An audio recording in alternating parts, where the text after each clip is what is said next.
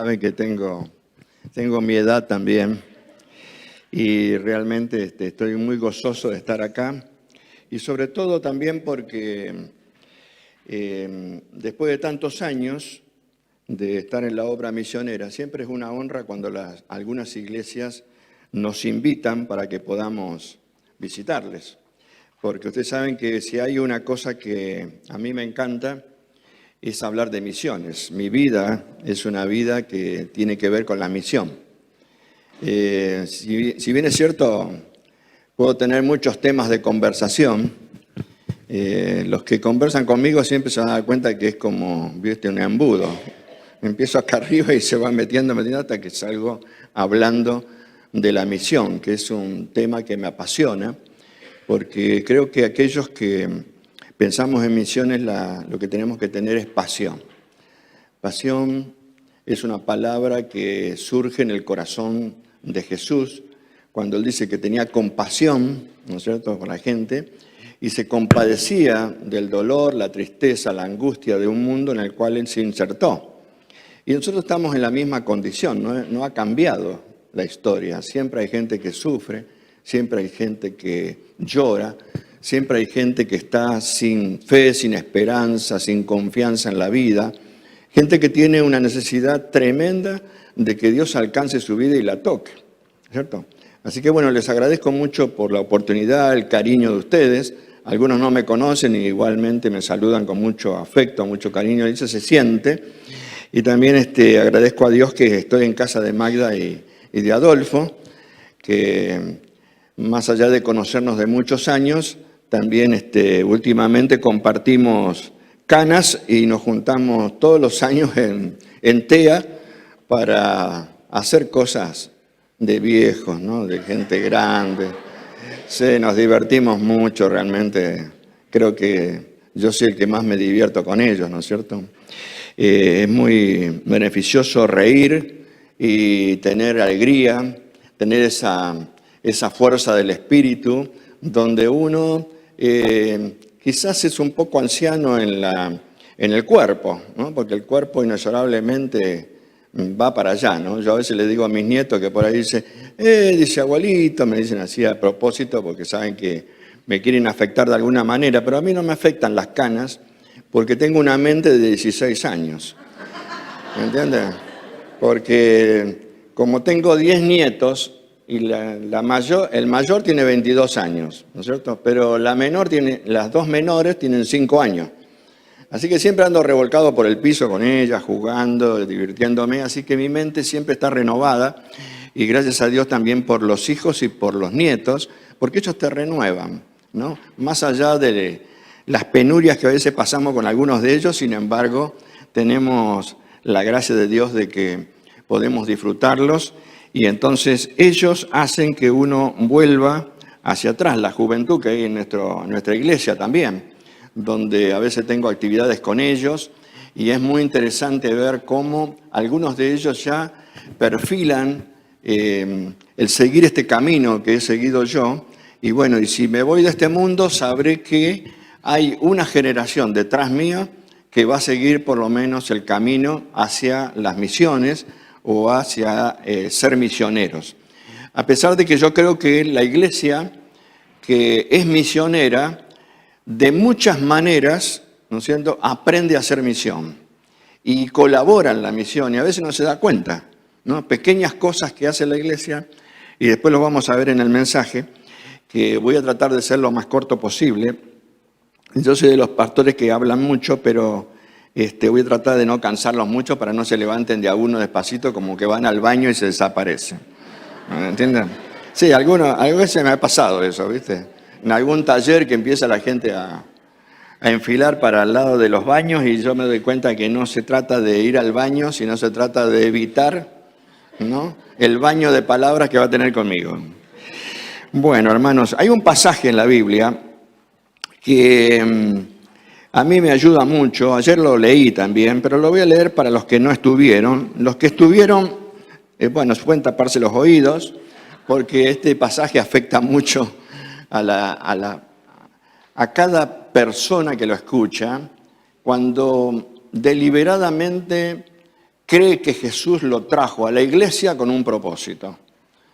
Si usted cree que Dios lo trajo a la iglesia con un propósito, este es el propósito por el cual usted está en la iglesia.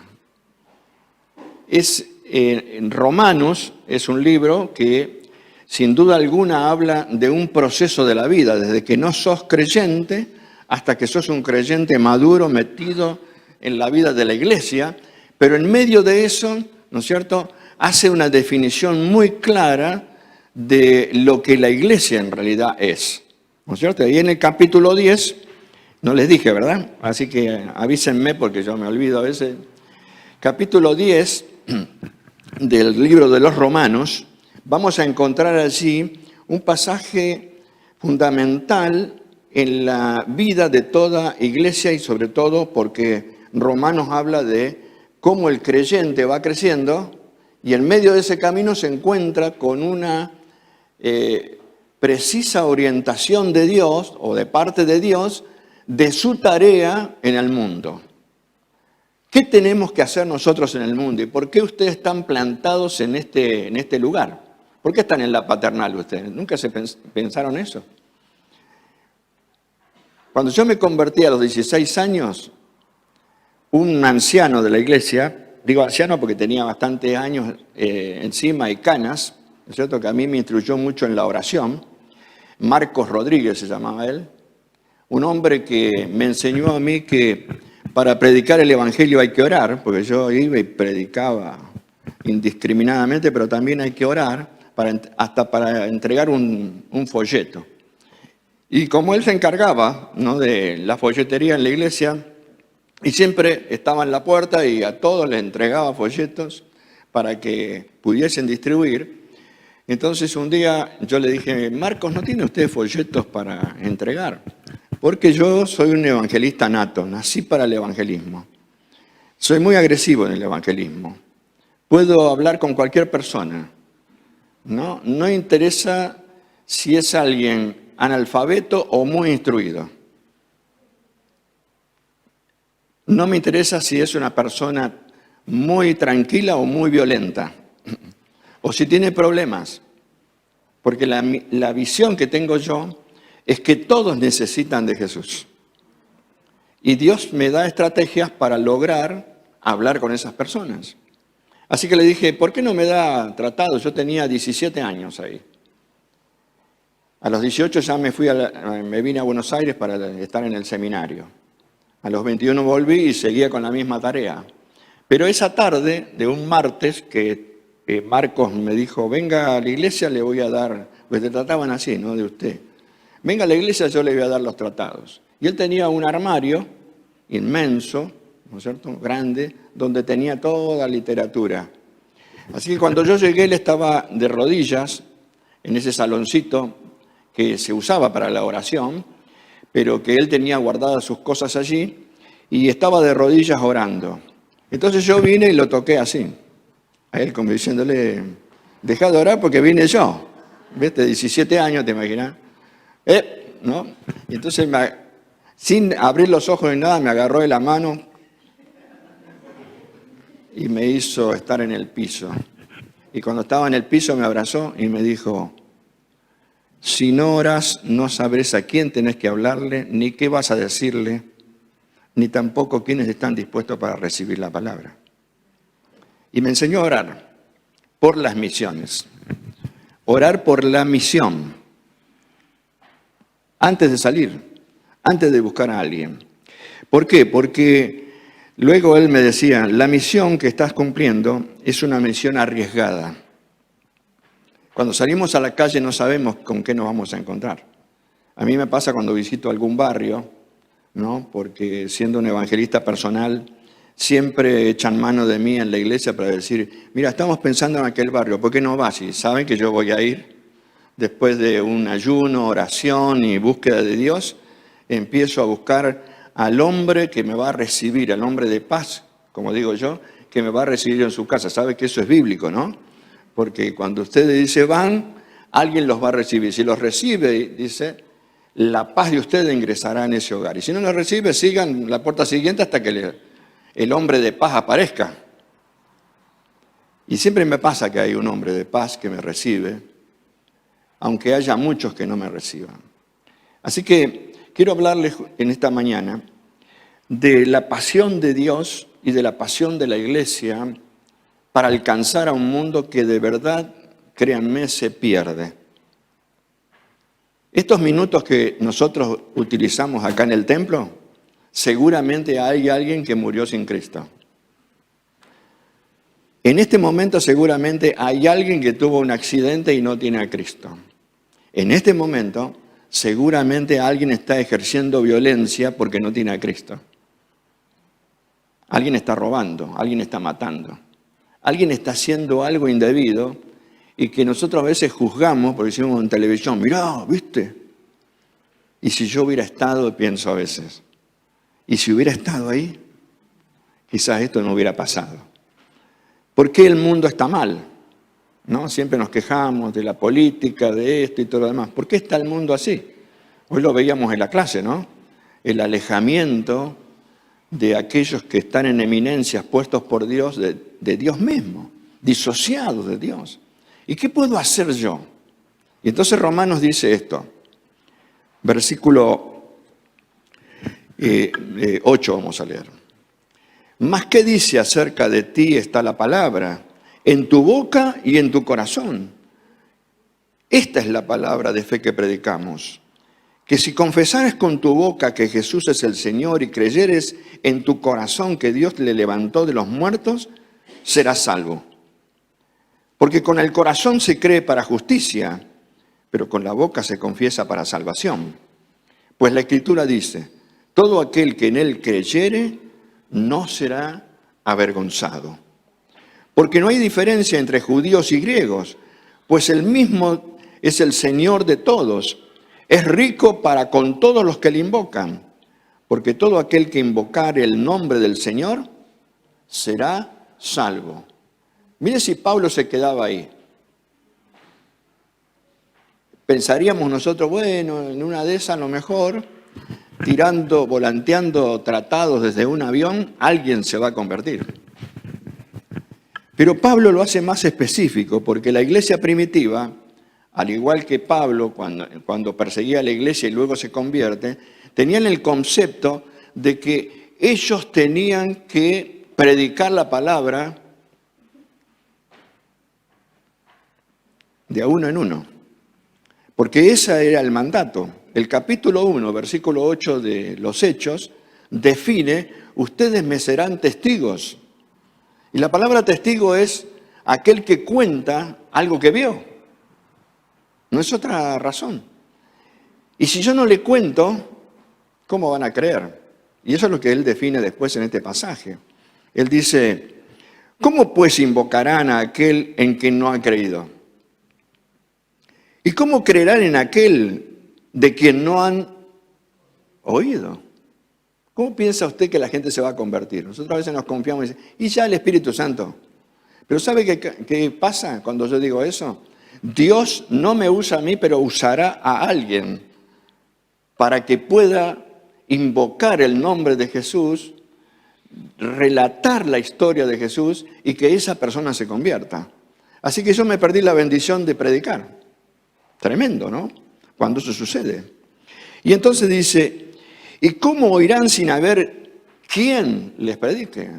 Si ustedes no se convocan en el nombre de Jesús para ir a predicar a una persona, que es muy sencillo predicar a una persona, ¿saben? Yo predico en el supermercado, la gente me evita, va por las góndolas corriendo, porque yo si me acerco, empiezo a hablar de los precios y termino hablando del precio de la fe. Entregar tu vida a Cristo. ¿Entienden? Ese es el problema. ¿Cómo puede ser que una persona crea si no oye porque no hay quien le predique? ¿Y cómo predicarán si no fueren enviados? Como está escrito, cuán hermosos son los pies de los que anuncian la paz, de los que anuncian las buenas nuevas. ¿Se acuerdan que cantamos, no? Maravilloso el canto. Marcos Witt, tremenda la inspiración, bíblica inspiración. Pero sin embargo, eso no dice nada si yo canto y no hablo. Si yo canto en el templo y no salgo, si yo digo en mi casa, qué bueno sería que alguien vaya, pero yo no voy. Si yo hablo de misiones en esta mañana y ustedes que están aquí pueden captar que fue una buena jornada, que fue una buena predicación, qué bárbaro lo que dijo, pero estoy inmovilizado, porque aún a veces Satanás nos ata con un montón de actividades y cosas que no son más que una apreciación mía de que son para Dios. Pero a veces a Dios le agrada más que haya uno que conmueva la vida de una persona con la palabra que le cante un canto. ¿Sabía eso? Yo a veces se los digo a los chicos de adoración, ¿no? Yo tengo a mi hija, la mayor, que es la que dirige todo el área de adoración en la iglesia, ¿no es cierto? Y yo a veces he ido a sus reuniones, porque ellos tienen reuniones en las cuales ensayan, pero hay un día en el cual no ensaya, pero van. Porque ese día es un día de instrucción, de oración y de búsqueda de qué van a decir, porque la gente nueva que viene, también la alabanza y lo que escucha, tiene que interpretar también el mensaje. Pero también salen a la calle a predicar, al igual que yo, ¿no es cierto? Por eso oran. Y entonces un hermano me dijo un día, dice, qué bueno, los chicos están orando, dice, para que el domingo suceda algo poderoso en la iglesia. No, le digo, están orando porque dentro de un rato se van a llevar tratados a la plaza, entonces llevan la guitarra y todo y cantan en la plaza. Porque es un entrenamiento que hace mi hija, ¿no es cierto?, con una pequeña guía que yo le doy de que, bueno, tenemos que instruirnos, pero ¿por qué no cantamos en la calle? ¿Por qué no le decimos a la gente quiénes somos? ¿Por qué estamos siempre adentro del templo, no? Bueno, tal vez eso viene por una instrucción, tal vez errada en los últimos tiempos, de que, bueno, tenemos que prepararnos para presentarnos en el cielo donde vamos a estar adorando toda la vida, que nos queda ya eterna, ¿no? ¿Y quién dijo en la Biblia que tenemos que prepararnos para ir al cielo? Porque cuando nos convertimos ya estamos preparados para ir. Pero la función de la iglesia, si bien es cierto, está bien juntarnos y estar unidos en una comunión, sin embargo esa comunión tiene que surtir el efecto de que nos conmueva la idea de que el mensaje predicado tiene que salir de estas paredes. Tiene que salir, hermanos, porque si el mensaje no sale, ¿no? Y sale de muchas maneras. Puede ser invitando a una persona que venga, puede ser también que algunos de ustedes cuando van a algún lugar, bueno, estaba viendo que por allí salimos en vivo por internet. Es una manera, ¿entiendes? Es decir, no estamos acá adentro solamente, ahora ya estamos afuera. Son maneras, son formas de poder alcanzar a un mundo que se pierde. Pero ¿qué pasaría si nosotros nos quedamos adentro y pensamos que este pueblo pequeño, muy feliz, como cantábamos algunas veces en aquellos años, ¿no es cierto?, es un pueblo feliz, pero egoísta de la felicidad. Que quiere ser feliz, pero que los demás no. Pero la palabra de Dios nos dice que tenemos que salir y predicar la palabra porque son muchos los que se pierden a diario y que necesitan de un mensaje. ¿Y cómo predico? Predico en la escuela, para los chicos. Yo he enseñado a los chicos de la escuela, siendo ministro de Educación Cristiana, que uno puede transferir el mensaje en la escuela. Sabe que no podemos llevar folletos y esas cosas a la escuela, pero sí puedo hablar. Entonces le he enseñado cómo podemos hablar, cómo podemos transferir el mensaje. Hasta dibujando. Le he mostrado cómo dibujamos y los chicos se llevan en un cuaderno o en una hoja en la escuela el mensaje de Jesús. Y tantas otras maneras, es decir, buscar todas las maneras posibles para que la iglesia hable, para que la iglesia dé el mensaje, para que la iglesia transmita este mensaje tan poderoso que cambia las vidas.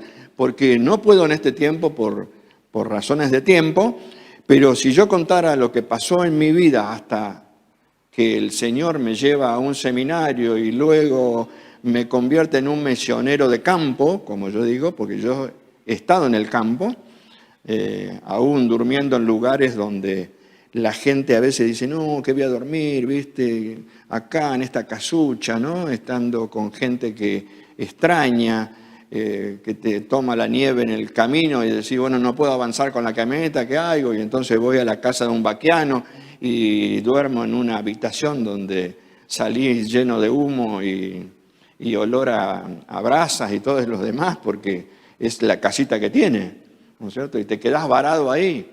Pero después cuando salís te das cuenta de que el hombre ya no es un hombre común y corriente, sino es un cristiano que está ahí. Y que a la vuelta del camino paso y entonces lo encuentro y digo, hermano, ya no le digo vaquiano. Maravilloso lo que puede pasar con la vida de uno que se expone a la predicación del Evangelio. Pero esto no se hace si no tenemos la intención primaria de Dios. Cuando Adán y Eva pecaron, Dios no se quedó con los brazos cerrados o abiertos o con los brazos cruzados, vendría a decir, con los brazos cruzados, sino que hizo, ideó un plan magistral que llevó hacia Cristo, ¿no es cierto?, hasta Cristo, la salvación del hombre. Y una y otra vez Dios llamó al hombre en distintas etapas de la historia que ustedes pueden encontrar en el Antiguo Testamento, y cuando llegamos al Nuevo Testamento nos encontramos con que ese plan de Dios siguió porque Él estaba en misión. Jesús lo dice, mi Padre trabaja, dice, y yo trabajo. ¿Qué trabajo tiene Dios? El de alcanzar a un mundo que se quiere ir de las manos de Él. Un mundo que a veces se aleja de Él. Un mundo que lo ignora. Un mundo que lo tiene en menos. Pero Dios no cesa en su tarea de alcanzar a las criaturas una y otra vez. Y los quiere usar a nosotros también. Por eso cuando Cristo llega, en su historia cuenta de que llamó a algunos pocos, los instruye, y fíjese que luego no le dice, bueno, ahora, porque esa es la idea de los apóstoles, hagamos una enramada y quedémonos todos acá, ¿no? Cuando llega el tiempo de la transfiguración, ¿se acuerdan de eso? Y desaparece Moisés, desaparece la ley y queda Cristo. ¿Por qué queda Cristo solo? Porque ellos tenían que tener la visión de la misión. Yo he venido para salvar al mundo, no vine para condenarlo, así que no condenen al mundo quedándose acá en una enramada, sino que salgan y prediquen el Evangelio, porque ese fue el mandato. Así que los envió a predicar el Evangelio, a sanar enfermos, a echar fuera demonios, tarea que se olvidó la iglesia. Por eso el mundo está atado, el mundo está sin liberación. Hay muchos enfermos y necesitados porque no hay sanidad que venga de Dios. No nos animamos ni siquiera a orar por un enfermo, cuando el mensaje puede entrar por ahí. A mí me ha tocado muchas veces ver cómo aún enfermos de cáncer se sanan y luego se convierten. No eran convertidos. A veces Dios usa esos recursos para poder traer a una persona, porque cuando la persona no cree, Dios produce fe. Y lo produce haciendo milagros y sanidades. No es importante la sanidad y el milagro porque después nos morimos. Pero es importante el impacto que tiene para la salvación, donde va a tener vida eterna. Y la otra cuestión es que sí, lo más importante de todo es predicar el Evangelio, porque si sanamos a una persona en el nombre de Dios, o la liberamos en el nombre de Dios y luego no transferimos el mensaje, también queda sin luz. Es interesante el proceso de Dios, ¿no? Cuando envía a los 70, y los 70 se transforman en una poderosa visión, decía el hermano Pablo Deiros, que él piensa que eran 70 porque en ese momento había 70 pueblos ahí, 70 ciudades, y entonces los envía a cada uno hacia ciudades para predicarles el Evangelio. ¿No? Qué interesante la estrategia de Dios, donde empieza a mirar los lugares donde no se había predicado. Pablo mismo dice después, dice, porque todo lo he llenado de Cristo, dice, pero también he ido a lugares donde nadie fue. Qué interesante todo eso, ¿no? Y la otra cuestión, cuando Cristo convoca a la iglesia, y ahí en el primer capítulo de los Hechos aparece una iglesia de 120 metidos en un aposento alto. ¿Ven la visión? Estaban metidos ahí adentro, esperando. No tenían poder, por eso estaban ahí adentro. Pero cuando la iglesia tiene poder de Dios, no puede quedarse adentro. Por eso entonces dice, ahora me serán testigos. ¿A dónde? En Jerusalén, en Judea, en Samaria, una ciudad maldita para los judíos, pero tenían que ir, ¿no? Y hasta lo último de la tierra, por eso aparece allí también Antioquía, ¿no? Donde unos griegos van y predican la palabra, y entonces comienza un mover del Espíritu Santo, donde después aparece la gran misión de Dios a través de dos hombres como Bernabé y Pablo, que son convocados, y con Juan, Marcos y Silas y otros más, comienzan a llevar adelante la misión que hoy nos compromete, porque estamos comprometidos con la misión. Quizás podamos escapar de alguna manera en nuestra visión errada de que Dios no se va a dar cuenta porque está distraído buscando a la gente de que nosotros no estamos haciendo la obra. Pero Dios te va a llamar. Es probable que haga alguna cuestión que te traiga problemas y dificultades para conmoverte. Y cuando le busques te va a decir, ¿qué estás haciendo acá? A veces no entendemos por qué nos pasan cosas. Pero yo siempre he estado atento a todas las cosas que me suceden, porque cuando me sucede algo que es grave, yo digo, algo no estoy haciendo que Dios quiere que haga y no estoy entendiendo eso. Así que entro en ayuno y oración, no importa los días que me lleve. Por eso estoy tan flaco a veces, ¿no? Alguna vez me verán transparente, dice, mirá, está en el espíritu. No, es que no como. Pero muchas veces he estado en ayunos y oración. Por la iglesia, por hermanos, porque no entienden el mensaje, o porque yo no entiendo que Dios quiere de mí, ¿verdad? Entonces, una persona que puede caminar por ese camino, tarde o temprano va a entender lo que Dios quiere porque estará concentrado en ese Dios que sin duda alguna tiene algo que decirnos.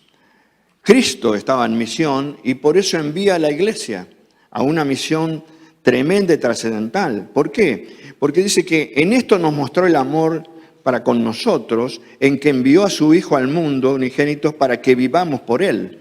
Es decir, es necesario entender que la gente no puede vivir si Cristo no está en su corazón.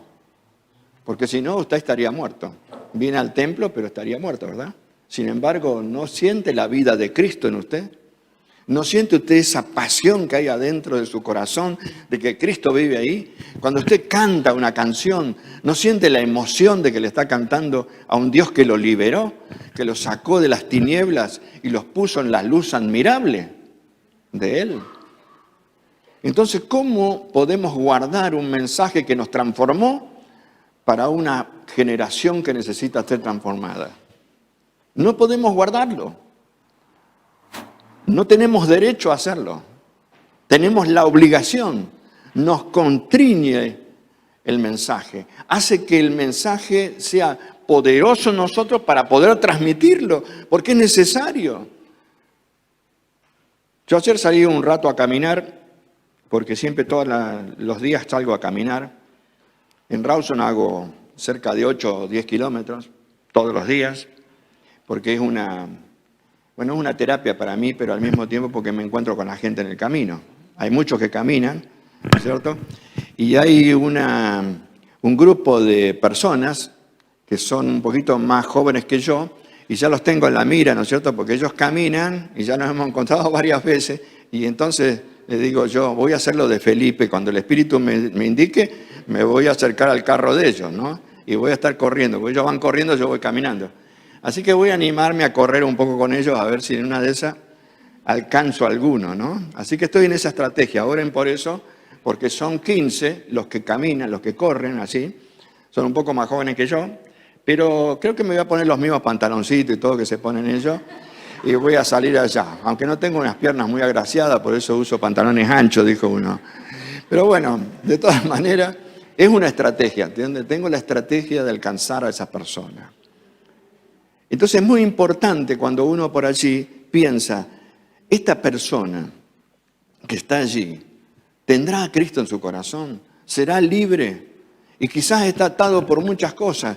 Y corren, quizás, como yo camino para tener una pequeña terapia por un problema de riñones que tengo, que calculo que se va a salir dentro de poco, que es un cálculo, ¿no? Y he venido acá a Buenos Aires, me hace litotricia y todo, pero le he pedido al Señor que me mantenga allí con eso, porque eso me mantiene ocupado en la oración, porque si no por ahí me olvido de orar. Entonces dice, como oro por mi cálculo, entonces me acuerdo de los demás, dijo alguien, ¿no? Pero interesante que si yo camino, por eso, ¿cuántos de estos que caminan pero atados por el demonio? ¿Sabe usted que una persona no necesita ser endemoniada para estar del lado del diablo? Todo el que no está conmigo, dice, desparrama, decía Jesús, ¿no? ¿Y qué le dijo a los judíos? Ustedes, dice, son hijos del diablo, porque no creen en mí. Aún me quieren matar. Entonces, ¿cuántos están en contra de Jesús? Y todos los que están en contra de Jesús no están en la luz. Están en el reino de las tinieblas. Por eso hacen lo que hacen, porque no tienen luz. Y nosotros que somos luz, ¿no podríamos ser un pequeño candelero en un lugar de 15 personas que van corriendo hacia la playa? Esa es la visión que tengo con estas personas. ¿Por qué? Porque es la visión misionera. La iglesia puede respaldar esta visión misionera de algunos. Yo he sido respaldado desde hace muchos años. Cuando mi pastor, el pastor Rodolfo Zambrano, un hombre que ya falleció, y vio que yo tenía esa necesidad de salir y predicar el evangelio, entonces lo que hizo fue indicarme algunos lugares. Siempre hay un visionario que te ubica el lugar exacto donde tienes que ir, guiado por el Espíritu Santo. Y él me dijo, Eduardo, dice, vos que andás predicando, porque les cuento así rapidito, cuando yo me convertí a los 16 años, casi llegando a los 17 familias alrededor de mi casa estaban yendo a la iglesia y convertidos y bautizados. Es una tarea que Dios me dio a mí tremenda, porque mi cambio de vida fue muy rotundo. Ayer conté algunas experiencias de ser una persona muy mala y muy pendenciera. Dios me llevó a ser un ente de paz tan tremendo que cuando hoy día entro en un hogar me dice, yo no sé qué pasó, pero cuando usted vino, dice, hay una paz.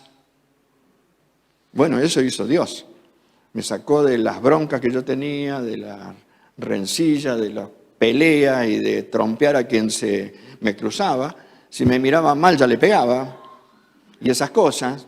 Y tenía 12 años cuando pasaba eso y yo empecé así, hasta los 16 cuando Dios conmueve mi vida y yo me convierto totalmente en una persona que ama a las personas. Porque yo puedo hacer muchas cosas, pero el amor me sale ya naturalmente porque el amor de Dios está en mi corazón y las personas necesitan conocer el amor de Dios. ¿Y qué mejor manera que yo las ame como Cristo las amó y que tenga la mirada de Jesús, como tuvo la mirada de Jesús con el joven rico, ¿se acuerdan?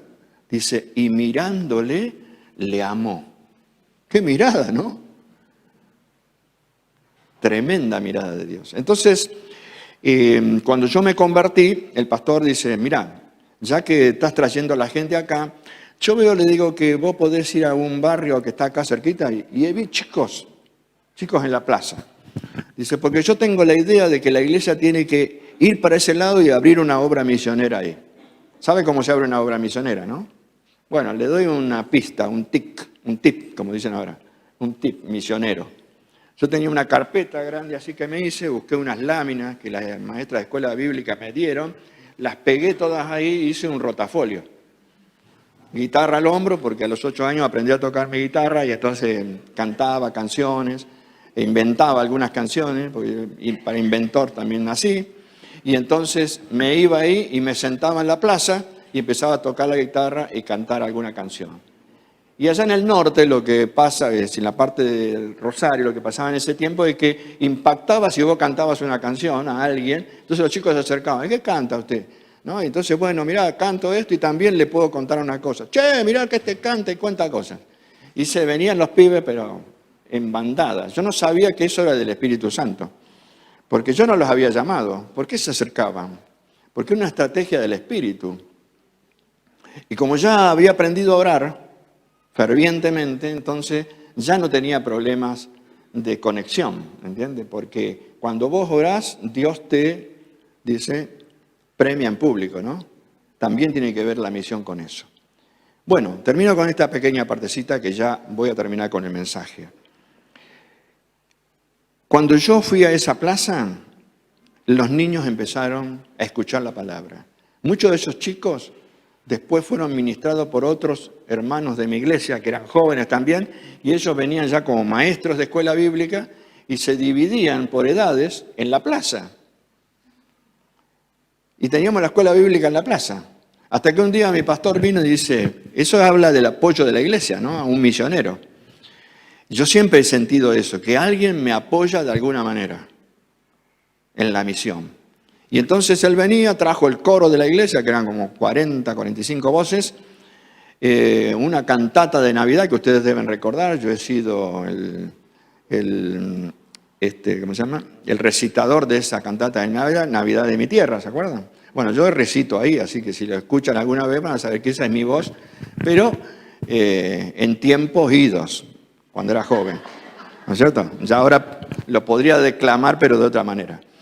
Entonces, él hizo eso, presentó el pesebre viviente y toda la cantata y todo lo demás, y entonces en ese día mi pastor declaró, debido a que aquí se ha predicado el Evangelio tantas veces, nosotros vamos a comprar un terreno y aquí vamos a hacer una iglesia. Y ahí nació la iglesia de Casiano Casas. Así se levantaron 9 obras misioneras que hoy todas son iglesias. Las famosas iglesias satélites de Samuel Lieber, ¿se acuerdan? Entonces es interesante porque yo participé en el inicio de cada una de ellas, porque cuando esto empezaba a trabajar yo me iba a otro barrio y a veces ya tenía algunos compañeros, ¿no? Y compañeras que venían conmigo y íbamos y hacíamos esa tarea para iniciar una nueva obra misionera. Final del mensaje. Lo he escrito acá. Dios nos ha encomendado a nosotros ser misioneros. No hay posibilidad de que escapes. Si no te ocupas de la misión, te vas a ocupar de algo que te va a traer problemas y dificultades. Te va a traer estrés, muchas veces depresión, muchas veces descontento, te va a quitar la sonrisa de tu boca, porque te vas a dar cuenta que en lo profundo de tu corazón hay algo que no estás haciendo. Y nosotros tenemos que hacerlo. ¿Por qué? Porque la palabra dice, por tanto, id, ¿no? Hay un participio que se usa en el griego que es yendo. Mientras voy, hago algo. Entonces, podríamos traducir, mientras vamos yendo, haced discípulos a todas las naciones. Quiere decir, seguidores de Cristo. Bautícenlo en el nombre del Padre, del Hijo, del Espíritu Santo. A veces esperaba yo que bautizara al pastor de la iglesia, ¿no? Y él me decía, bueno, estás en la obra misionera, bautizarlos vos. Yo decía, no, le corresponde al pastor. ¿Qué corresponde al pastor? Si Felipe también no era pastor y sin embargo lo bautizó. Y me acostumbré yo a eso y antes de ser pastor había bautizado ya no sé cuántos, en los lugares donde me tocó ahí en la Patagonia estar. Enseñándoles que guarden todas las cosas que os he mandado. Quiere decir, tener una escuela bíblica bien formal para que la gente aprenda la palabra de Dios, porque si no, se quedan con el primer mensaje, como Apolos, que predicaba hasta el bautismo de Juan y después no sabía más nada. Pero Aquila y Priscila lo educan de tal manera que entonces su predicación se hizo todavía más poderosa. Tal es así que cuando fue a Corinto, ¿se acuerda qué pasó, no? Nosotros somos de Apolo, dice. Le gustaba cómo enseñaba y predicaba Apolo, ¿me entienden? ¿Por qué? Porque había sido instruido. Preparar a la gente. Y la otra es, he aquí yo estoy con vosotros. Es una idea cabal para aquellos que tienen miedo. Alguien me dijo el otro día, no la voy a nombrar ahora, Pero me dijo, yo soy tímida, no sé por dónde anda la timidez de acá, pero el otro día le inyecté una inyección de fuera la timidez. ¿Por qué? Porque cuando uno lo hace por primera vez, es probable que te pase lo de Pablo. Estoy temblando delante de ustedes, pero saben que vengo con el poder de Dios.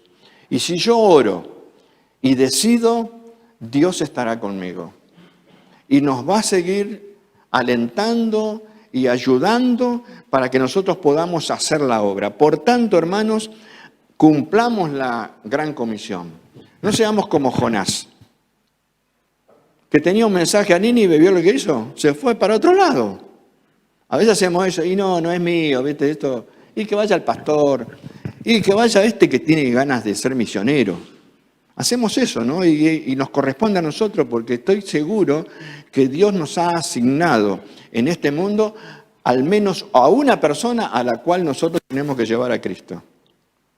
Si lo evitamos, no estaremos cumpliendo el mandato del Señor. La otra cuestión que termino diciendo es que en esta gran comisión no hay nadie que pueda quedar afuera. Nadie puede decir, pastor, mire, lo que pasa es que yo me quiero dedicar a crecer más. Lo que pasa es que yo voy a tener una profesión y ahí entonces voy a empezar, ¿no? O como algunos dicen, no, tengo tiempo. Hay una chica que me dijo una vez en mi iglesia, no, yo tengo tiempo. No sabés, le digo, porque si tenés un accidente mañana y perdés la vida, no tenés tiempo. ¿Ves? Y ella me dijo, ¿qué me está deseando? Dice, me está maldiciendo. No, te estoy diciendo una realidad. Porque nadie tiene la vida comprada. No te puedes distraer porque no sabes qué va a pasar dentro de un ratito. Por eso yo predico el Evangelio, porque tengo temor de que no alcance a todos los que ya Dios propuso que tengo que alcanzar, porque me distraje. No cuidé el cuerpo, que es el templo del Espíritu Santo. No cuidé mi vida, ¿cierto? Por eso hay que salir del estrés, de las depresiones, de las angustias, todo, sacarse encima todo eso, no tener deudas, no usar mucho la tarjeta, todas esas cosas que te traen problemas y dificultades fuera, porque no tengo tiempo para distraerme, porque si alguna cosa me pasa, no podré predicar el Evangelio. Nosotros tenemos algunos problemas familiares, con mi esposa hemos hecho un pacto. No nos vamos a ocupar de ese problema, que se ocupen ellos, porque ya son grandes. Nosotros nos vamos a ocupar de lo que estamos haciendo, porque tenemos una tarea específica y un compromiso con el Señor. ¿Por qué? Porque el Señor es fiel, y el que hoy es infiel, mañana puede llegar a ser fiel de nuevo. Pero si estamos tan ocupados y preocupados, entonces Dios dirá, ¿para qué oran? ¿Para qué me piden a mí que intervenga si van a intervenir ustedes? Ocúpense de lo que tienen que hacer. Así que predicamos el Evangelio. No nos quedemos tranquilos. Podemos poner miles de excusas.